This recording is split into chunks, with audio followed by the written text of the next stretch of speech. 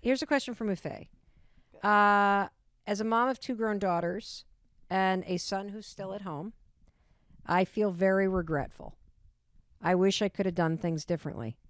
And now I'm seeing my screw-ups play out in their lives, and it overwhelms me and brings me to my knees.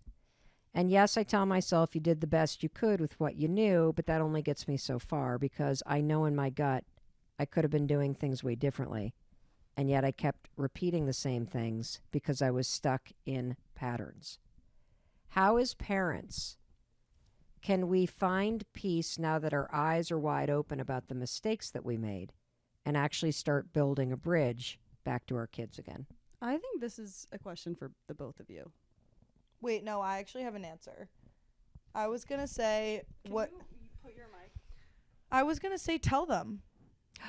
Yes. Tell your kids how you're feeling. It's never too late to like build a beautiful relationship with them. I know that like we're very lucky.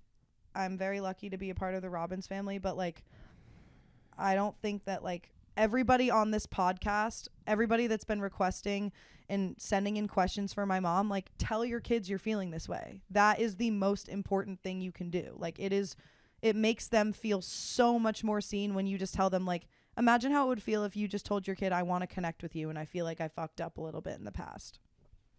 Hello? That's incredible. It's incredible, and I often think that the most profound advice is right in front of our face. And it's true.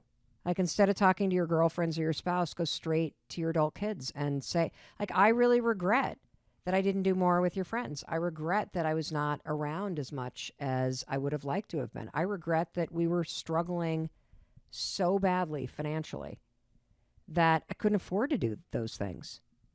And so it does make me sad, but it's one of the reasons why I'm like, oh, note to self. Instead of trying to drag your kids closer to you, if you want to be close to your kids, go to them. Go to them where you said hobbies, Sawyer. Like, don't make them do the shit that you like to do. Go do with your kids what they like to do. Even if you don't like their friends, invite their friends to be with you, because then your child is going to want to hang with you.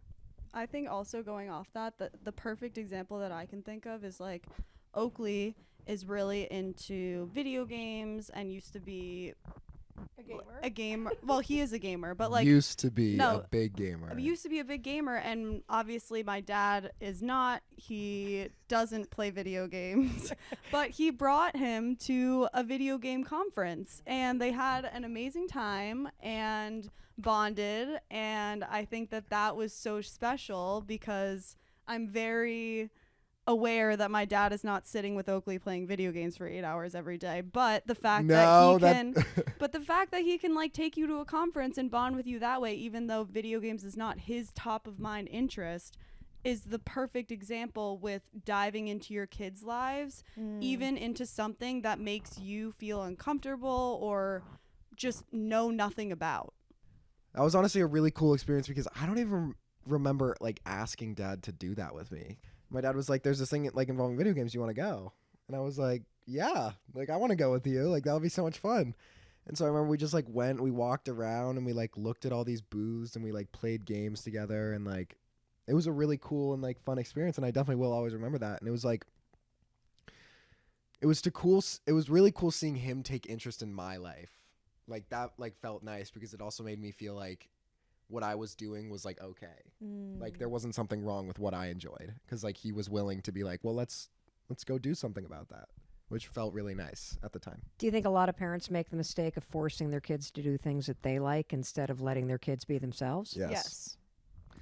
Yes. I think a lot of parents, sports is a big one. I mean, I think sports is I'm not a parent, so I can't really speak on this, but like, I think it's like, there are a lot of life lessons and values in making your kids play sports, but like, our parents made Oakley play literally played every single sport under the sun, from gymnastics to diving to soccer to lacrosse. And like, he would play every single sport for half a season. He hated every single one of them. And my parents would pull him out and be like, what do you want to try next? And he would tell them. And I mean, you can speak on this more because this was your experience. But I think a lot of parents, like, what I was going to say in general is like, I think what you guys have mastered is like you brought us into the world not so you could live through us, but so we could be our own people. And you have mastered the art of like teetering between letting us be our own person and not being a fuck up. And I think a lot of parents bring their kids into the world so they can live through them, and in doing that make them play soccer until their bones are aching, make them get straight A's because that's what they wish they would do, make them do this, make them do that, until like they don't even know who the fuck they are by the time they're 22. And obviously they're not connected to their parents then, they don't know who they are. But you guys, and what I think a lot of you guys listening to this podcast, what I would advise you to do is like figure out how it feels for you and what it looks like for you to bring somebody into the world so they can be their own person, not so you can make them be somebody that you wish you might have been. Mic drop. That was phenomenal. Boom. Yeah, that basically was it. If you could tell parents listening, 1, 2, 3, just any behavior change specifically that they could adopt today that would help them create a better relationship with their kids, what are something that you could do specifically that would really help?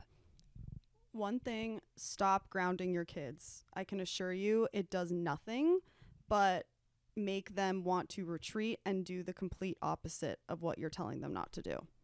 What should they do instead? Honestly, like have the conversation and explain why it upset you and why it made you frustrated with why they did it. And I think just like if it happens again, then let's discuss it then, and then we can talk about a punishment. But the grounding thing, I can assure you, all my friends used to get grounded, and as soon as their quote punishment or grounding ended, they would go, the second they were ungrounded, they would go straight to the party. And they would go straight to doing double the amount that they were doing before. So I can assure you, grounding, please just stop. It really, really, I've never seen it work on anyone. I would say be vulnerable with your children. Cry in front of them. Be sad in front of them, be happy in front, like emote in front of them in a real authentic way, like how you would with your own friends and people your age. I think that's like, you're just showing them that you're human. Like that's what they're trying to be too. I would definitely say just be there for your kid. Like be their backup. Always let them know that you have their back and you're going to be there to help them whenever they need it, no matter what.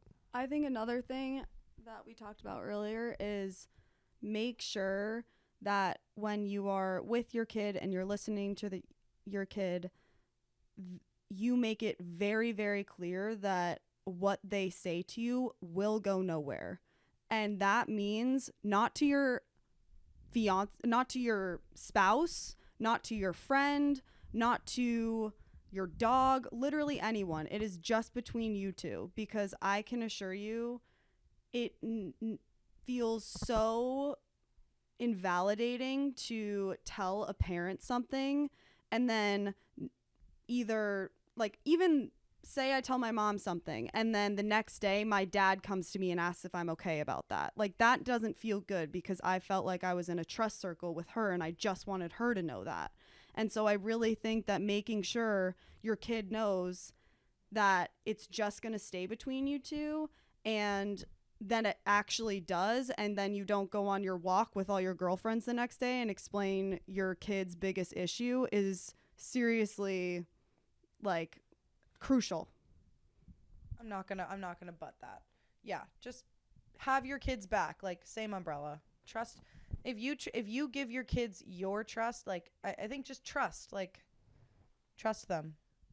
Give them more, let out the leash a little bit and trust that, like, yeah, they might fall, but they're still on the damn leash. Like, yank them back. Like, you know what I mean? Like, trust them, be vulnerable with them, go to them, go take interest in what they're interested in. Don't ground them, have conversations with them, be honest with them. Like, all we're saying is just be a human being to them. Like, you're no different now that you're a parent. I mean, obviously, yes, you are different. You have a lot more responsibilities, but you still are made of the same chemicals and feel the same emotions. Like, why would you turn that off? They want to see that too. That's the most important thing you can do, is just be a human, be you. Connect, not correct. Yes. You ever noticed that right before you're about to go on vacation, there is a mandatory screaming match that you have to have with one another as you're loading the car? It begs the question, how do you get to the point where you can have open communication with your family?